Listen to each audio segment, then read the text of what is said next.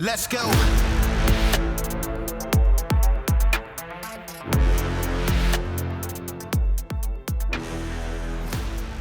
Welcome to Citizen, folks. We've got a special guest today, former college basketball player and host of AIM Podcast. AIM is Ambition in Mind, which I also believe is a business that you run. Dough Elks, nice to meet you, buddy. Dude, thank you so much for having me on the podcast, man. I'm super, super thankful to be here. Sure, yeah. So give me a little bit of background on, your upbringing, where you came from, and how you got to where you are today. Absolutely. Yeah, man. So I'm from Raleigh, North Carolina. I grew up in North Carolina. It was awesome. I, from an early age, kind of had to learn a lot and mature very, very quickly. I grew up with an amazing mother, a mother that poured into me, led me, became a great friend, someone that I looked up to, worked tremendously hard. And I also grew up with a dad who was addicted to drugs, alcohol, really, really tough situation. And so I think early on I had to really kind of just either accept that was my circumstances, or kind of be a victim and make excuses and be so sorry for myself. And ultimately, I'm very thankful that through the incredible people I did have in my life that were doing positive things, I was ultimately able to just try to push through that, try to work hard. And I think that's what kind of put a fire in my heart from an early age to be someone that wants to help motivate people and inspire people and to help just understand that, while we might go through tough times, there's a greater story that's working. And, that's just kind of the season that we're in. So kind of grew up with that situation. It was challenging, but ultimately I put a lot of time into basketball. Basketball is an outlet for me, as a way for me to kind of get away from things I was dealing with and also just enjoy the sport.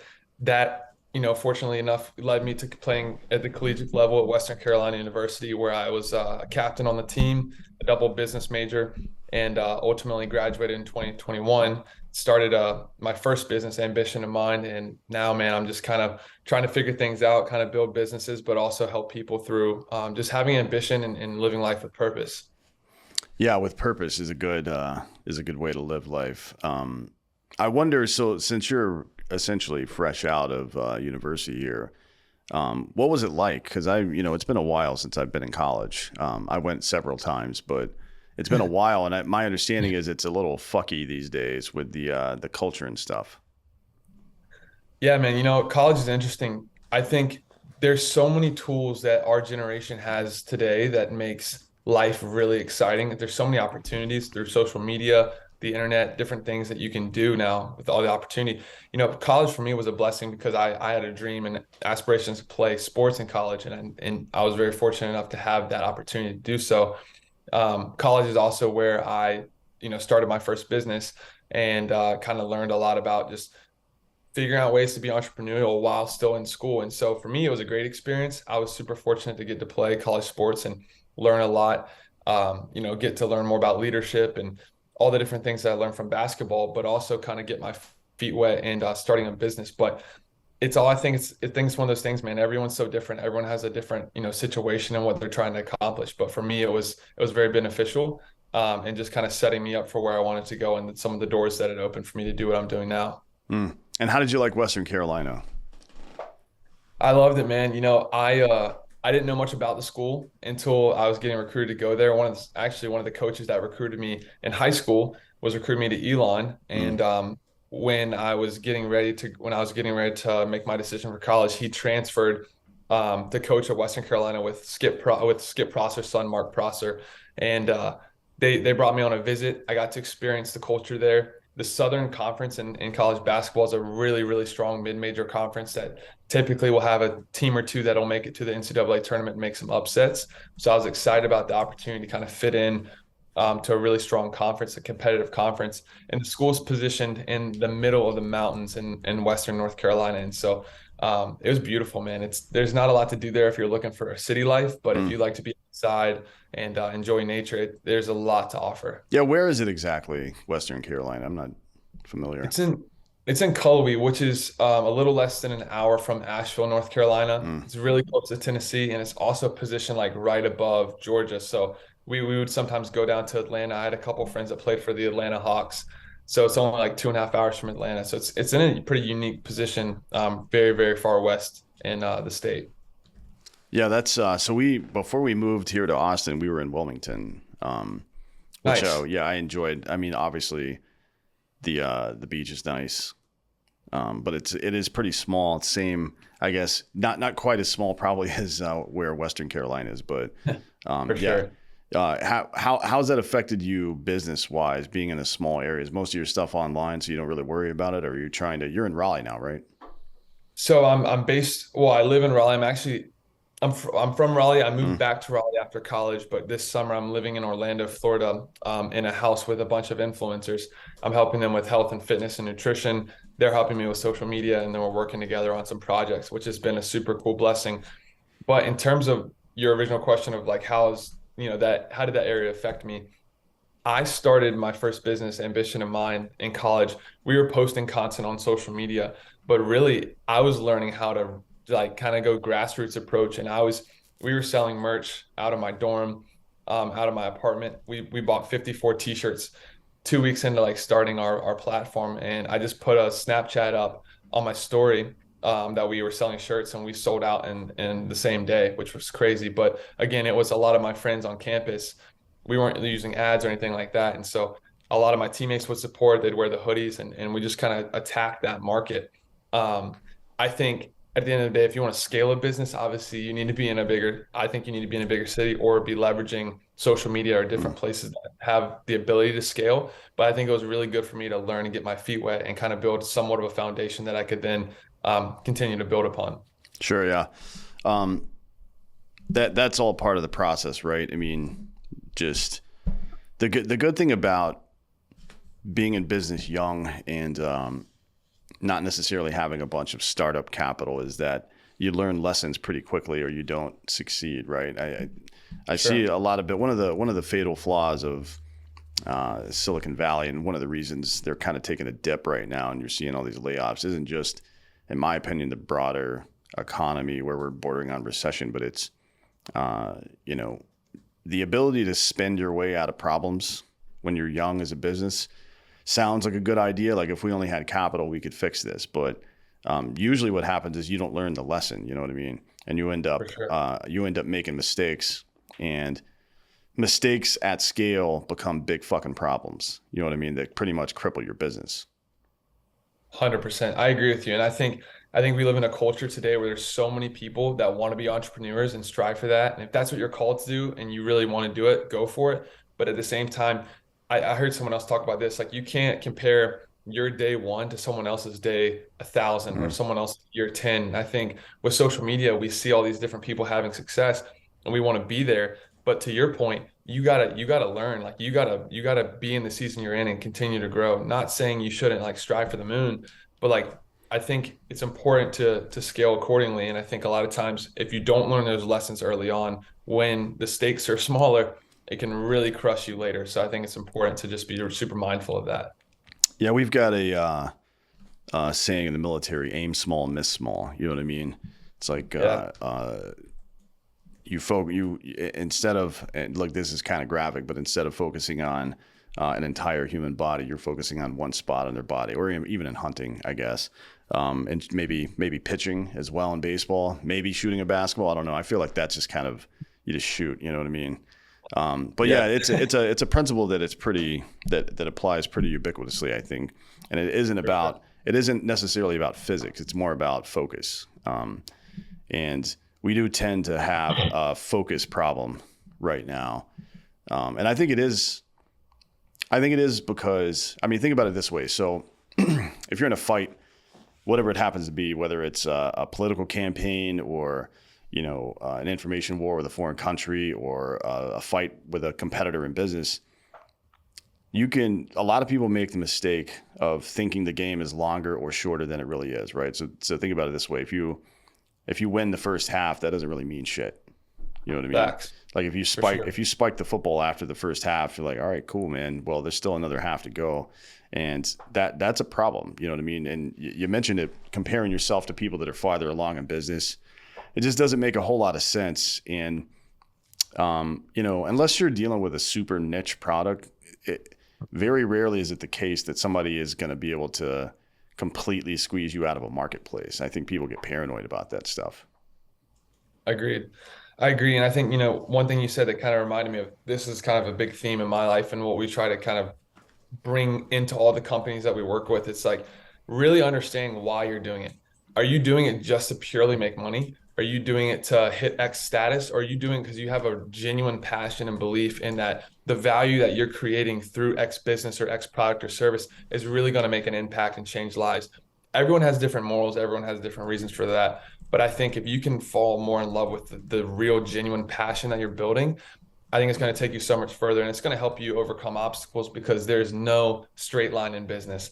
It never is a straight line. There's always dips, there's always turns, there's always side punches. People you don't see stuff coming, and I think you got to be able to build on a foundation that's going to endure those things. Yeah, that's right, and that's why there's a book called Traction that's really good that discusses a lot of this stuff, and the metaphor they use is. Imagine your business is a giant stone and you're trying to get it rolling forward, right? It's going to take quite a bit of energy in the beginning to get it moving. But once it's moving at a pretty steady pace, you can pretty much keep it moving provided you're looking ahead and making sure you're not running into roadblocks and stuff, and that you're continuing to put, the necessary amount of energy. And the other lesson from that is that while it's hard to get the thing started, then it becomes easier. If you let the momentum stop it, you have to restart all over again, right? And that's always a big problem for people. I see a lot of businesses get fucked up that way just because they're not, I guess, not putting in the necessary effort. But in a startup, really what you want to be doing is trying to work yourself out of a job, right? You want to hire people that actually know what the fuck. I want to scale my businesses to a point where I need to hire somebody that knows more about doing that than me to run that thing. You know what I mean? That should be a goal. It's a really smart way to look at it. We were fortunate to have Nick Bear. I'm not sure if you know Nick. You probably know Nick, being in Austin. Awesome guy, military guy. He's a super successful founder of BPN. He talks about it all the time of like really good entrepreneurs, really good founders hire people that are way better than them in every department and can make the business better. If you're better or more qualified than the person you hire in that role, you're not maximizing the potential of what you could do in that spot. Mm-hmm. Yeah, that's right. And you mentioned some of the adversity stuff in your childhood. It's it can be ultimately you get to decide, right? I mean, no matter how bad the situation is, Yes. it is always going to be up to you. I like to tell people that the only things you can really control in life are your attitude and your effort. Everything else, circumstance, force majeure, that stuff's going to happen. There isn't much you can do about it. But you were able to, I guess, turn some of the shittier parts of your childhood into lessons, right? Tell me about that. Tell me about kind of how that went for you, and then how, I guess, you leveraged that not just into the business stuff, which we've talked about, but you were also a leader on your basketball team in college, right? For sure, man. This is one of the things I love talking about the most because I think it's so relatable. I think every single person on earth, with the day you're born till the day you die, you're going to go through hard things. And it's all relative. It's all different. Some people are fortunate that they don't have to deal with certain things that some people do. But at the end of the day, no matter who you are, you're going to deal with adversity. You're going to deal with things that are challenging you and that are going to make you uncomfortable. And I think I can confidently say now that, I'm 24 years old now. Obviously, I hope there's a long life ahead of me that's going to continue to push me and continue to help me grow. But to this point, I can confidently say the most challenging seasons of my life, the hardest days dealing with my dad, dealing with the different things I dealt with, have been the biggest blessings, because without going through that, I'm not in the position I am now, and I'm not equipped to speak on it or to help or to bring value to people, because those are the seasons that grew me to where I am. But to your original question, I think one of the best things to do is to find out, why are you doing it and who are you doing it for? And for me, early on, that was putting my faith in Christ. It was my faith that ultimately got me through it. And I think as a society, we are in a position right now where a lot of people want to take God out of the picture. And I'm not here to evangelize or to push, anyone's beliefs or change anyone's mind here, but I'm just sharing my perspective and what I believe. That's what got me through those times. And I think a lot of times we deal with things in different ways. But for me, I was like, listen, this is my situation. To your point, like you said, you control your attitude and effort. I can either sit here and sulk in it and be like, man, my friends' dads are playing basketball with them in the driveway. My dad's in the bed because he's hungover and he's high on drugs. I got to choose that. And I think at the end of the day, it comes down to your perspective too. While that part of my life wasn't what I maybe envisioned, I was breathing and I had another opportunity to be better than I was. And so it really put a lot of just kind of a heavy burden in my heart to help people and to inspire people and hopefully make an impact big enough where they're not going to have to go through some of the things I went through. But my biggest encouragement to anyone listening, if you're going through a hard time, keep your head up and understand that all things come to an end. There's no season that lasts forever. And maybe, just maybe, the season you're going through that's challenging you is going to equip you to come out on the other side better and stronger to then go out and help more people deal with something that you dealt with. Sure, yeah. Yeah, here at this show, we like to say if you can turn your pain and suffering into empathy for other people, you can save your life and theirs, right? 100%. Which is, that's just a basic lesson of life. It's no different. It just happens to be applied here to that, but in reality, it's everything. Like anything you do in life, like learning a skill, that sucks. Maybe it takes time or functional fitness or diet or anything like that. A lot of it is trial and error because we're all a little bit different. But the insights that you glean from that process are what's really important, you know what I mean? And the ability to package those in a way that people can understand, a way that you can articulate to them that motivates them, I guess. So I wonder, you're 18 when you got to school the first time, you're already kind of driven by ambition and stuff, but not every 18-year-old's like that. A lot of kids don't know what the hell they're doing, or they're just kind of, moving forward through life, but it's almost like they're stumbling forward. You know what I mean? So when you got to school and you got to your basketball team on the first day of practice, what's that dynamic like for somebody like you that has probably had a little bit more adversity than most, but you're stepping into a situation where, let's be frank, a lot of people don't have that experience.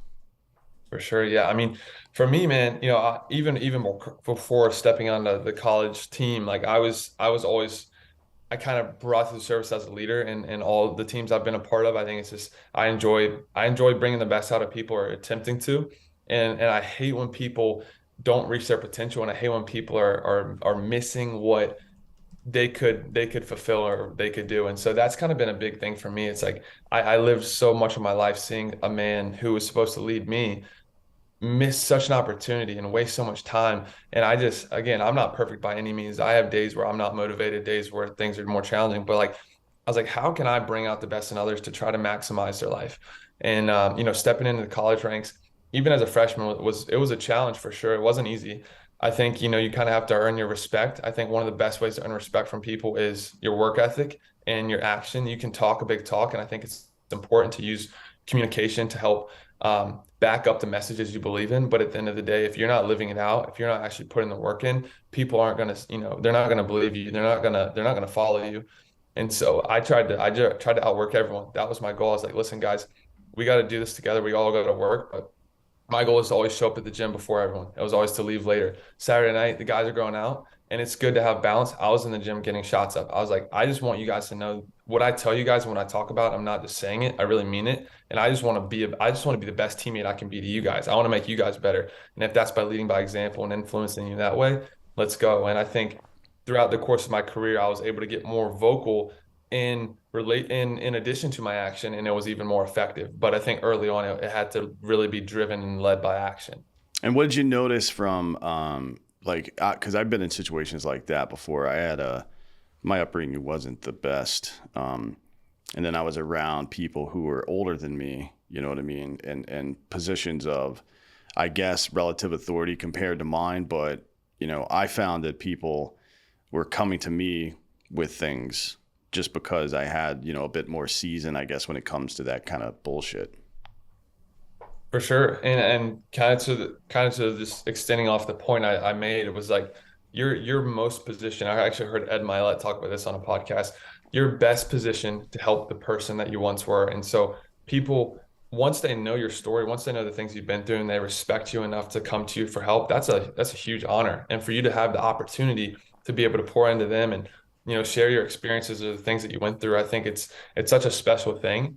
And I truly, that's one of the biggest things that fulfills me. And so anytime that opportunity arises, I'm super eager to give anything I possibly can to help that person that needs it.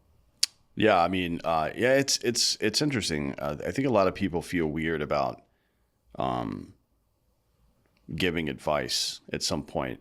Once they become successful, it's like, who am I to tell other people what to do? It's like that's not really what you're doing. You're just kind of sharing the story, right? And people are gonna. I mean, obviously, you try to make a point with it, but ultimately, people are gonna take out of it what they take out of it, and that's kind of the nice thing about it, to be honest, because there are no two situations that are identical. And, having a breadth of experience is a really nice thing to be able to share with other people so that they can kind of wedge it into their lives where it makes sense. I agree with you. I agree with you 100%. I think your intentions are very important. And, being humble and having humility and knowing that you don't know everything, but like if your intention is to just give that person all that you possibly can at that point in life where you are with your circumstances, with the experience you have, and you're just trying to help them, I think that's kind of the best we can do. But I agree with you. I agree with you. Everyone's going to take different things from it. It's just like, what are you willing to do? Are you willing to be that help for that person? I think is really important. What do you think it is to be a leader exactly? I think there's a lot of really interesting ways to break that down. What I've seen is a good leader, and what it really means to be a leader is someone who can understand the mission and not only understand it themselves, but get everyone else on the same page to work on that mission together. And, that's one of the most challenging things I think for a lot of people, especially young leaders, is figuring out how, everyone's motivated differently. Everyone receives information and processes information differently. It's how can you instill, inspire, impact, encourage action from the people that you're surrounded by, the people that you're leading, to come together to fulfill one objective, one goal that you guys have collectively decided is what you're aiming for. Because I think a lot of times what good leaders will do is they'll understand that. They'll understand how to pull different triggers or different levers for different people to bring out the best in them so they can attack that same goal. But the best leaders I've been around have been people who have been incredibly empathetic, but also very, very good communicators at really making the point of like, this is what we're going to do. And everyone has a part and everyone has a role, and it's all different. No two people have the same role, and we're going to come together and put this puzzle together to accomplish this thing. And really getting that buy-in, I think those are the best leaders. Sure. About getting the buy-in, there's an old phrase or an old statement from I believe it was a first century Roman historian, and he said that men didn't love Rome because she was great. Rome was great because the men loved her. You know what I mean? So having the buy-in from people is probably the most important part, but you have to have a clear and concise message. There's a reason that the military in the United States right now is failing their recruiting goals. And it's because nobody really knows what the fuck's going on. Nobody trusts leadership. Nobody trusts the mission. So yeah, I think understanding the mission is something, and we use this thing in business. We use it in a lot of different ways. We use it in the military as well. But the mission statement is probably your most important tool there, right? Because it's a very clear and concise and brief statement about what exactly we are trying to do here. It's more than just giving somebody a task to accomplish, and it's more than showing them even the entire roadmap, right? It is about the intent behind every action. So when I was the VP of marketing at Black Rifle Coffee, our mission statement was, our mission is to serve coffee and culture to people who love America, right? And I would instruct my employees, like, anytime you're making a decision in this company, big or small, is the way I'm attacking this problem, or the decision I'm making right now, does it support that? Does it support that mission statement, right? Because then what you do is you create more leaders. You create people who can think freely. And because you don't ever want to be in a situation where you're micromanaging people, because that obviously doesn't by definition, it doesn't scale, but it also hinders creativity. So, if you're able to tell people that and have them truly understand it, then they're going to start making independent decisions that, make them better, make your company better. For sure. I love that. And I love the application you provided there. I think buy-in is something that I've been extremely curious about. Like there's obviously so many different dimensions and elements to leadership, but throughout the different people I've been able to, I've been fortunate to connect with that are strong leaders. That's a huge topic that I think is really interesting. It's hard to, if you have someone who excels at a certain area of what they do, but maybe they're not the hardest working person on the team, but they have influence because they are skilled at what they do. You take a basketball team, for example. We're going to use this example. Like maybe one of the best players on the team has an incredible skill set, but doesn't have a work ethic to back that up. And so some of the other guys are drawn to the influence of the skill that that player has, but maybe they start to create bad habits because they want to be like that player, but he doesn't, represent what it truly means to be in the gym and get the shots up and get in the weight room. And so how can you get that buy-in from people? And I think to your point, you said it really well, but I think it's also like establishing what is our goal that's bigger than ourselves? Because everyone can have their individual goals on the team. But like, how can you get people to really, really be poured into and really bought into like the vision that's bigger than every single person individually, but like it's the thing that ties everyone in collectively. That's, I think, super interesting to try to unpack and really just, figure out how to accomplish. Well, I mean, it starts with hiring and recruitment, right? I mean, you should certainly develop your mission statement around the intent of your company. And that isn't to say you won't pivot at some point either, right? Because, sometimes you do that in business, but you definitely should never hire somebody who doesn't share your mission, who doesn't truly understand and support the mission statement. I think that's a good part of the interview process that a lot of people don't do well in business. I've been interviewed quite a bit for things. Now I do some, consulting on the side for stuff like that. People will reach out to me and ask me about certain candidates for certain types of jobs and stuff. And I'm like, hey, did you even ask them? Did you tell them what your mission statement is and ask them to tell you what that means to them? And they're like, well, no, I mean, that's something that we do in the onboarding process. I'm like, well, it's too late, right? Like you've hired this person now and you don't even know if they fucking support the shit you support. What's the point of that? Like that, you wouldn't do that. I mean, the Lakers did that last year when they brought Russell Westbrook on and it didn't work out very well for him. It's a great point. But yeah, it's like you should never hire somebody.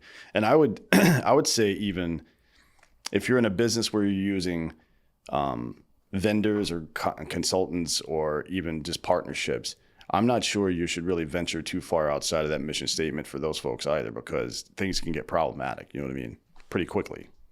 For sure. No, I mean, I think anyone who touches it should be 100% on board and on the same page. I think that's where it's like, okay, you have a strong wall, but once you have a little crack, things can go really, really bad. And while at the beginning it's just a small crack, that small crack will then grow and then turn into a whole break. And I think that's, how can good leaders keep the wall from cracking and keep away the people that are going to try to get in there and change the vision, change the mission, go against the, what the team believes. So there's also very, very like, that's an interesting part of leadership that I don't talk about a ton, but you kind of brought it to my mind. It's like, there's a huge positive part about like bringing the best out of people and bringing people together, but there's also a relatively interesting component of like the defense that a leader has to kind of endure to protect the team and protect the mission in that way as well. Yeah, 100%. I mean, it's almost like not in the way that purple-haired protesters use the phrase now, but it is a bit patriarchal, right? I mean, it's your role as I guess. I mean, if you're a business owner, whether you're a man or a woman, you're a provider, right? You're providing jobs for people, and you have to look at it that way. You have to almost look at them as if not in an infantilizing way or in a denigrating way, but they're like your children, right? Or I guess you could just say that they're people that you're responsible for without making it sound like you're calling them kids or whatever the fuck. But it is true that you're responsible for those people, which means, it means that sometimes you're going to have to do stuff you don't want to do. Sometimes you're going to have to do all your work and then also go mentor them and help them do their work. But the goal should be, and this is the case for anything, whether you're somebody who does functional medicine or whether you're somebody who does psychiatry or leadership or whatever it is, you're trying to, you don't want a customer for life. I think that's a very immoral way to go about these things. What you're trying to do is improve somebody to the degree that they can go out and improve other people, right? Especially within your own business, because that's just going to make your business better. But I think in life, that's really important to do as well, because the reality these days is that people aren't going to work for you for 25 years. It's not going to happen, right? But we are all the recipient of the collective effort we put into society. You know what I mean? We have to deal with that shit. The things we've allowed to happen to our education system, we're dealing with it right now.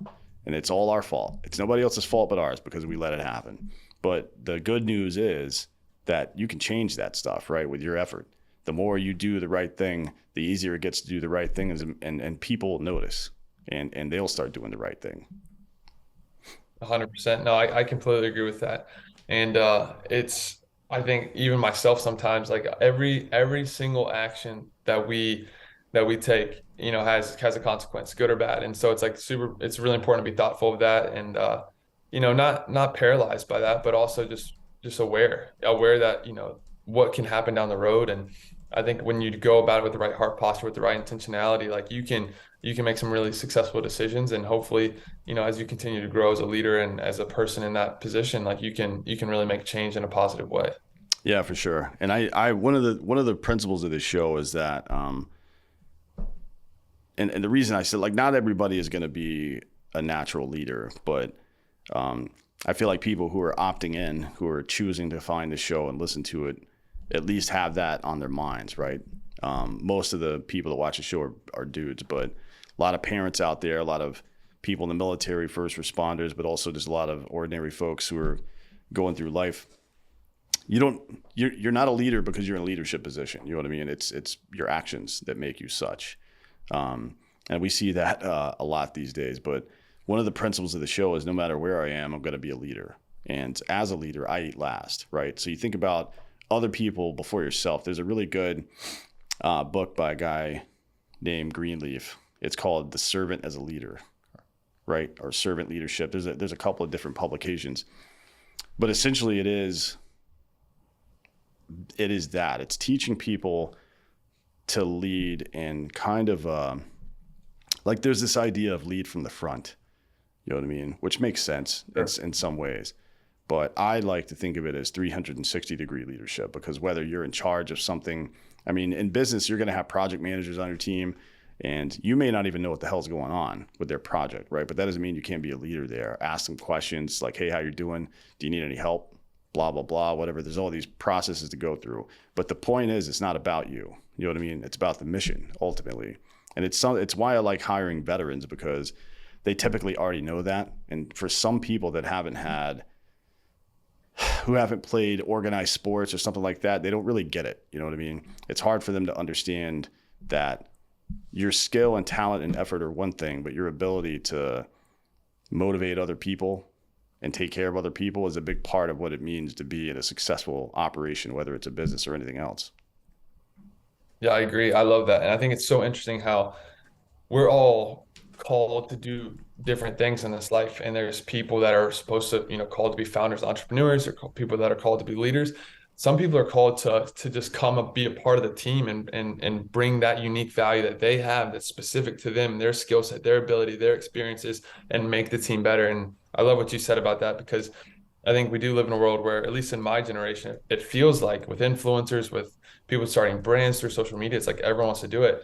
And that's great. But at the end of the day, we need people that are just wanting to buy into the mission. And no matter who you are, if you're listening to this, you're going to be a part of a team in some capacity, some shape or form. And it's like, how can you be the best? How can you bring out the best in the team, no matter if you're the most vocal leader at the top, or if you're just someone that's plugging into your unique role?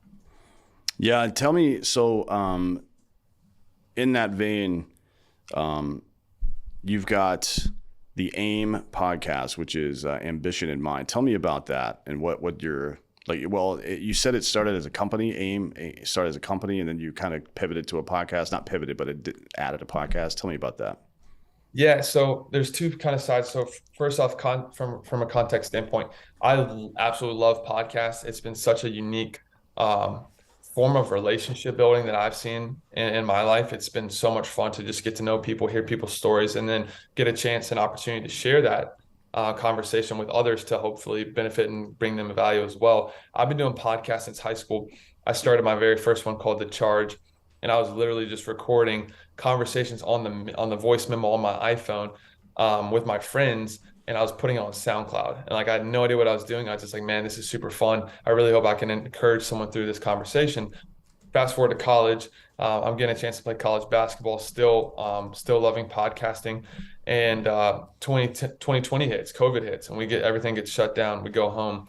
And I think it's so cool to see all the blessings. Obviously, there was a ton of adversity that we went through during that year, but I think it's so cool to see all the blessings that come out of those hard times. And I truly felt like God put it on my heart to start a platform to bring people together, to encourage people to, just not fall victim to their circumstances.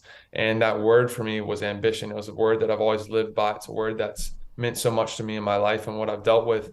And so we put it together as like, where does the word ambition truly start? And it's a choice. Ambition is a choice that starts in your mind. You have to mentally declare it and say, listen, I'm going to choose to be ambitious today. It's not a thing that your circumstances don't matter. Like no matter what you're dealing with, you can choose to go after with an ambitious mindset. And so I felt called to start that platform. We were doing merch. We were doing like just made t-shirts and stuff. We were creating content on social media, Motivation Monday, Workout Wednesday, Food Friday. We were trying to really equip people and bring value to people's lives to enhance and improve their quality of living through mindset and health and nutrition and fitness. And then we obviously rebranded the podcast I had at the time to the AIM Podcast. And it's been a really special platform, man. One of the biggest things that we built that community on is community. Actually it's like bringing people together to share this mission and to see how many people we can get to buy into it, to then go out and be a better version of themselves and affect the people around them. And so we've been super fortunate. I think we're at like 118 episodes into the podcast. We're about to revamp our merch. We're trying to do more community activations and meetups around different cities. So there's a lot of really cool visions for that project, and it's just predicated on helping people just become more ambitious and be the best they can be. And so you say that from your perspective, ambition means making a choice, right? I mean, there's a lot of dreamers out there and significantly fewer doers, right? There are a lot of people who, to me, it's like people who play the lottery. You know what I mean? They're just kind of hoping for the best. Like, I've known people like this. They kind of sit around and think about how they're going to spend all the money they're going to make. Well, you know what I'll do when this happens? I'm going to buy this and buy this. Like, well, you better go work first, right? And do sure. like make the money, or at least have a plan to make the money first. So for you, the key part of ambition is the action part then. 100%. We have a tagline where we say it's a mindset that creates a lifestyle. And I think it's the action. You're 100% right. The action is what actually does it. But without that conscious decision in your mind to say, listen, no matter what I'm dealing with, no matter what I'm going through, how good life is or how bad life is, like I can make that decision to go just try to get better, even if it's a little bit better every day. It's like that's the decision you have to make mentally. That mindset, those mental decisions will then flow into your action, and then you got to go put in the work. It has to start in the mind. And I think we live in a world where there's a lot of weak mindsets. And I think a lot of people the mind is such an interesting place. And I'm still developing and growing as a human. And I've been through some really challenging times that have definitely helped me grow a stronger mindset. But just like going to the gym and increasing your bench max, how are you every single day increasing your mental strength? And I think some of that is intentional suffering, obviously not in like a harmful way, but like ice baths, doing things that are pushing you in your fitness. Like how can you challenge reading a book? If you don't like to read, go read a book. Like do stuff that puts you out of your comfort zone and watch how that translates and impacts your life. And I think those small decisions add over time, and then you'll start to see real change in your life. But I think it all starts in your mind. Sure. And you have to be intentional about it. Yeah. So to the question I was going to ask, we had a little pause there. Are there any techniques you use specifically to kind of keep yourself focused on your goals? Do you make lists? Do you make a task list with a date associated with, like, I want to get this done by this time period, or what how does that work for you? Yeah, and this is something I'm still developing and tweaking the system, trying to figure out what works for me. I've had some really strong mentors in the space that I'm in that have helped me kind of share some of the success tools that they've had. But right now I've got my AIM Ambition to Mind platform, the podcast, all the other things we do there. I have a consulting business where I work with brands in the health and fitness space, helping them with marketing tactics. Basically, the two main objectives are to increase revenue and also decrease brand awareness and exposure for the product or service that they're trying to deliver. And then I've got a supplement company. So I've got a lot of different kind of things going. So the way that's been successful for me to accomplish and try to get things done is I have a master to-do list every single day, but I also have micro to-do lists of each of those different projects that I'm working on. And I prioritize those to-do lists by the time that it needs to get done, by the, like, what's most important. I prioritize it by what has to get done today, and then if I have extra time in the day, what else can I be working on to get ahead. And so that's kind of been a system that's worked for me. I try to get up in the morning and knock out that list. Sometimes even the night before, I'll start that to prepare for the next day. But that's kind of been my, I guess you could say, more tactical way of just trying to attack the organizational side of what I do. But I think for anyone who's trying to, like, get in a better routine or trying to figure out more ways to be successful, kind of going back to what we were talking about, it's like, yes, if it's an ice bath, if it's going for a run, if you're not a runner, if it's reading a book, it's like, how can you, and in the confines of something that's a very positive thing that's going to help you grow, how can you find discomfort, and how can you get to that wall where your body or your mind wants to stop, and how can you experience that as many times as possible, and then learn how to start pushing past that. And the craziest thing that I've seen is the confidence that stuff builds. While it seems scary at first, you create this confidence when you continuously attack these uncomfortable zones, and it really does translate to other areas of your life. And then for me, and I'd love to hear your perspective on this. Maybe everyone's not like this, but it's honestly created a craving where I kind of desire it, and because I see all the benefits that come out on the other side of it. So whether it's being more organized, whether it's, trying to be find discomfort or challenge in your fitness, those things have been really, really pivotal for me in all areas of my life. Yeah, well, I mean, yeah, that's classical conditioning, right? It's how we train dogs. The dog doesn't want to sit there and do exactly what I tell them to do, but they know if they do it, they're going to get the treat. You know what I mean? And sure. This is a problem with a broader problem with modern society, not just about business, but about the way we handle ourselves in pretty much every situation. That is to say, there's two parts of this. One, we've completely broken the association between effort and outcome, right? Like, instead of performing the effort and hoping for the best outcome because of it, which is a reasonable thing to do, we expect a particular outcome regardless of what effort we put into it. That's fucking stupid, right? That'll never work. And the other part of that is we've sacrificed serotonin for dopamine in a lot of ways. Serotonin is the long burning version, right? That's a little bit better for your brain. Dopamine is death scrolling on your phone, hoping to find a little hit here and there. It's drug addiction. It's the same thing that's been going on with addiction since the beginning of humanity. And we've confused the two, right? Because they feel very similar. Dopamine's quite a bit stronger and it's easier to achieve, right? And I think we've to your point from before about weak-minded stuff, we have begun to trend that way over the past couple of decades where, we did used to seek out doing hard things because we knew what the outcome was going to be, probably, right? Like, we knew we were going to work hard because we're going to buy a house, we're going to buy, provide for our family, whatever, go on vacation, whatever it is you wanted to do. But at some point, and I don't know exactly when it happened, but my generation and yours especially, people started expecting a certain outcome. And that is, man, that's just ludicrous. I don't know why. I would really love, this is one of the reasons I like the idea of some kind of service requirement to graduate high school or college or something. Instead of pretending to learn Spanish for 2 years, which none of us remember any of that shit from high school, make people go, like, spend that, 6 hours a week doing volunteer work or something like that. There's so many better ways to use that time than having somebody pretend to learn Spanish just so they can pass a test and graduate high school. I think it's always been stupid. To your other point about confidence, real confidence is experience, right? Like the reason that I know I can do something is because I've done it before. That's real confidence. Anything else is bravado. And there's a place for that sometimes. Sometimes you got to take a leap of faith, but actual confidence is it's not guesswork. You know what I mean?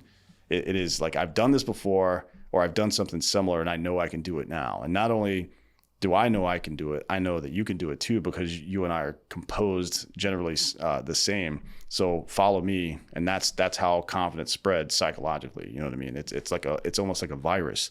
All psychology is like a virus. If you have a defeatist attitude, you mentioned before this hypothetical player with good skill set but no work ethic, that shit will spread like wildfire. You got to get that guy out of there. Yeah, for sure. 100%, dude. And I couldn't agree more about what you said about confidence, because that's even something I dealt with in my college career. Is that, my role was make open threes and play defense. And like that was my college role. Shoot threes, play defense. And when you step up and you get the ball gets swung in the corner, you have a split second decision to get that shot off. And you're like, man, am I going to make this shot? You have to have the confidence to know it's going in. But that doesn't start in that moment. That starts in hours and hours and hours of making hundreds and hundreds of shots in that same spot on that same court when the gym's completely empty and no one's in there. And I think that's the same thing that goes for any skill, any craft, any business, anything you're trying to start in life.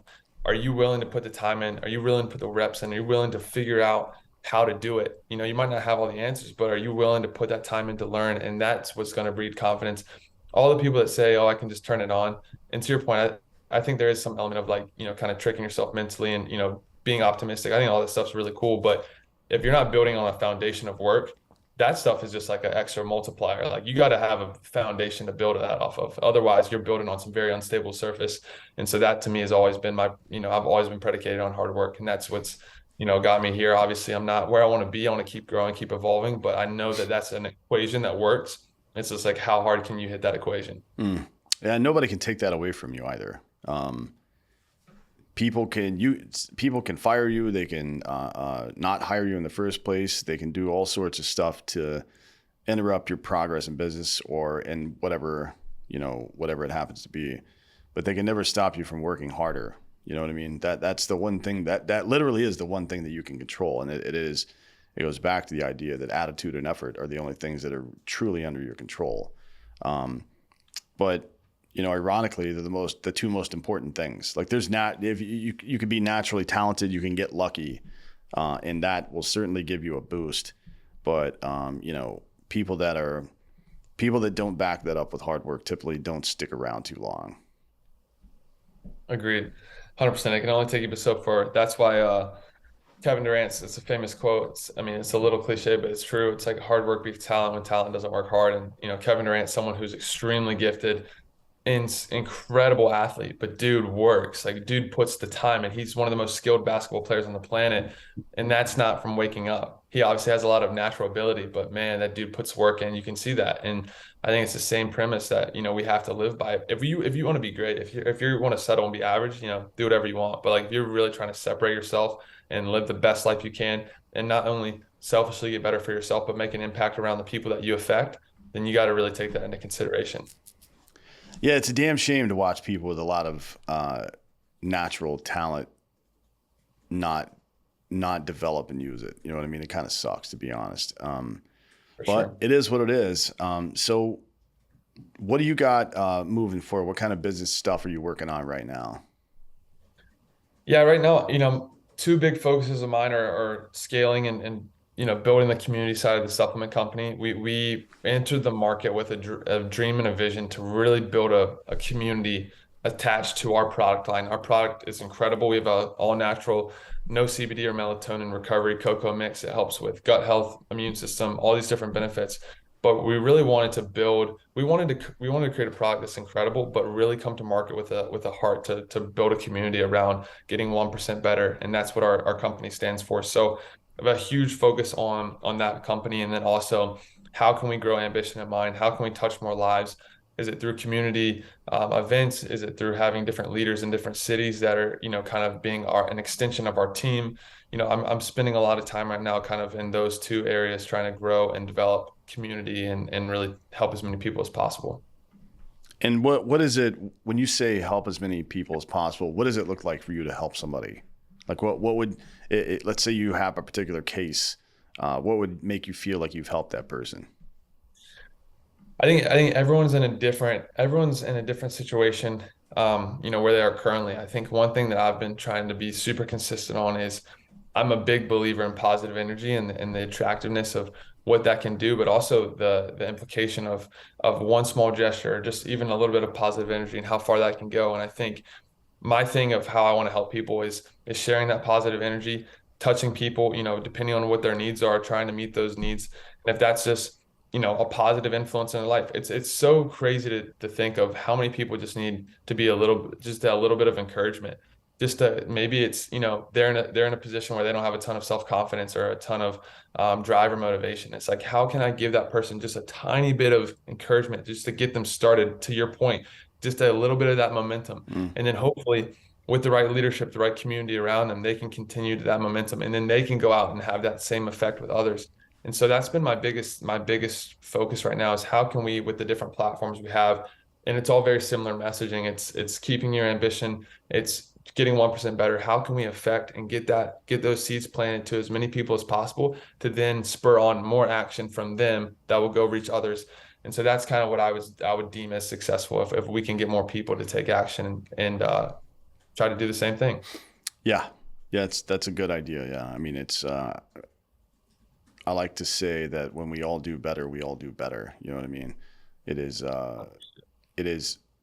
there is plenty of competition out there, but success in and of itself is not competitive. It mostly breeds other success. Usually that's what happens, unless people are assholes. So, I love that. Yeah. So, look, this has been a really good conversation, but we got to get out of here. So tell everybody where they can find you, where they can find your business, where they can find your podcast and all that stuff. Yeah, well, first off, I just want to thank you for what you're doing. You taking the time out of your day to have these kind of conversations and to put this content out. And thank you for your service as well. Sure. I really appreciate what you do, and super grateful to have this opportunity to meet you and come on the podcast. But anyone can find me on social at Doug Elks is my handle on TikTok, Instagrams, YouTube, everything. And then my business is at Kaizos, Kaizos, and then the AIM Podcast, AIM_podcast. We're on Apple, Spotify, and our message is I think pretty similar to what you guys do here. And it's just to help people. It's to inspire people. It's to create leaders. It's to get people out of their comfort zones, and it's to truly maximize their potential, because there's so much value in that. Yeah, it's a good message. You guys do audio only, or is there video as well? We do both. Yeah, we do both. Over 90% of our episodes have been strictly done through Zoom. And so we'll put that on YouTube. We've done a few in-person podcasts. I'd love to get to do more in-person ones, but yeah, we do audio and Zoom. So we're Apple, Spotify, and YouTube. Cool. Well, you guys go check out the AIM Podcast, go check out his other businesses, check out his personal story. It's a good one. And thanks for coming today, man. I appreciate it. Dude, thank you so much, man. God bless you. I appreciate it. Keep fighting the good fight, man. It's awesome. Thanks, man. And thank you all for listening. This has been Citizen.